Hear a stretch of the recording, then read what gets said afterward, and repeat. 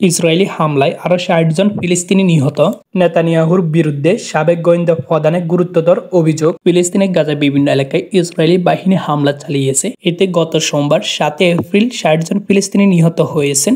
একই সময় আহত হয়েছে শতাধিক। তাদের অনেককে উদ্ধার করে হাসপাতালে ভর্তি করা সম্ভব হয়নি। মঙ্গলবার ৮ এপ্রিল এই তথ্য জানিয়েছে বার্তা সংস্থা আনাদুলু এবং কাতার ভিত্তিক সংবাদ মাধ্যম আল জাজিরা। সর্বশেষ নিহতের ঘটনায় গাজা নিহতের মোট সংখ্যা ৫০,৭৫০ জনে ছড়িয়ে গেছে। অপরদিকে যুদ্ধবিরতি ভেস্তে যাওয়ার পর গত ১৮ মার্চ থেকে গাজা নতুন করে ইসরায়েলি হামলা শুরু হওয়ার পর থেকে প্রায় ১৪০০ ফিলিস্তিনি প্রাণ হারিয়েছে।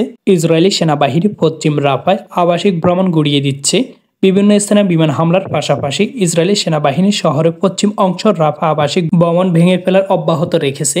বিশেষ করে তেল আল সুলতান পাহাড় এবং নিঃশেষ করে ফেলছে নেতানিয়াহুর বাহিনী। তারা গত ২৩ মার্চ থেকে এলাকাটিতে ভয়াবহ সামরিক আক্রমণ চালিয়ে আসছে। সেনাবাহিনী তাদের নিয়ন্ত্রণ, সম্প্রচার এবং রাফা নিরাপত্তা অঞ্চল প্রতিষ্ঠার ঘোষণা দিয়ে এলাকাটিতে অবরুদ্ধ করে ধ্বংস চালাচ্ছে। ২০২৩ সালের ৭ অক্টোবর হামাসের হামলার পর থেকে ইসরায়েলে আগ্রাসন চালিয়ে আসছে।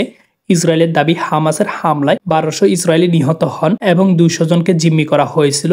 জিম্মিদের উদ্ধার এবং হামাসের নির্মূল হামলা আরও তীব্র করার হুঁশিয়ারি দিয়েছে ইসরায়েল। গাজা উপত্যকায় ইসরায়েলি দখলদার বাহিনী অব্যাহত গণহত্যা এবং মানবাধিকারের লঙ্ঘনের ঘটনায় তীব্র নিন্দা জানিয়েছে বাংলাদেশ সরকার। সোমবার ৭ এপ্রিল পররাষ্ট্র মন্ত্রণালয় এক বিবৃতিতে এই নিন্দা জানানো হয়েছে। এতে বলা হয়, বাংলাদেশ সরকার গাজা উপত্যকায় ইসরায়েলি দখলদার বাহিনী অব্যাহত গণহত্যা এবং মানবাধিকারের চরম লঙ্ঘনের তীব্র নিন্দা জানাচ্ছে। গত মাসে একতরফাভাবে যুদ্ধবিরতি লঙ্ঘনের পর থেকে ইসরায়েলি সামরিক বাহিনীর হামলা বহু ফিলিস্তিনি নিহত হয়েছে, যাদের মধ্যে বেশিরভাগ নারী ও শিশু, এবং গাজা মানবিক সহায়তা প্রবেশের বাধা সৃষ্টি হয়েছে, যা একটি মানব বিপর্যয়ের দিক থেকে পরিচালিত হয়েছে। ইসরায়েলি বারবার আন্তর্জাতিক আবেদনের প্রতি কোনো গুরুত্ব দেয়নি এবং পরবর্তীতে আক্রমণের তীব্র হত্যাকাণ্ডে লিপ্ত হয়েছে।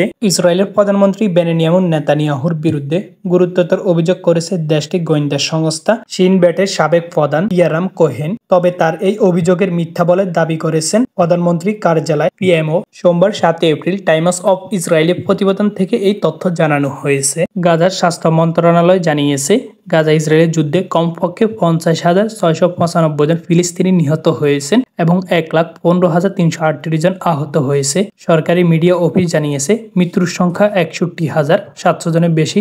যুদ্ধের জন্য প্রস্তুত মিশরের সশস্ত্র বাহিনী। ফিলিস্তিনি স্বাধীনতাকামী গোষ্ঠী হামাস এবং মিশরের সশস্ত্র বাহিনীর সম্পর্কে দেশটির কৌশলগত মেজর জেনারেল সামির ফারাগের মন্তব্য সামাজিক যোগাযোগ মাধ্যমে ব্যাপক আলোচনার জন্ম দিয়েছে। এবার বিশ্বের সকল মুসলিম রাষ্ট্র ইসরায়েলের বিরুদ্ধে যুদ্ধ করবে। মিশর, ইরান, তেল আবিব এই রাষ্ট্রগুলো যুদ্ধের জন্য প্রস্তুতি নিচ্ছে।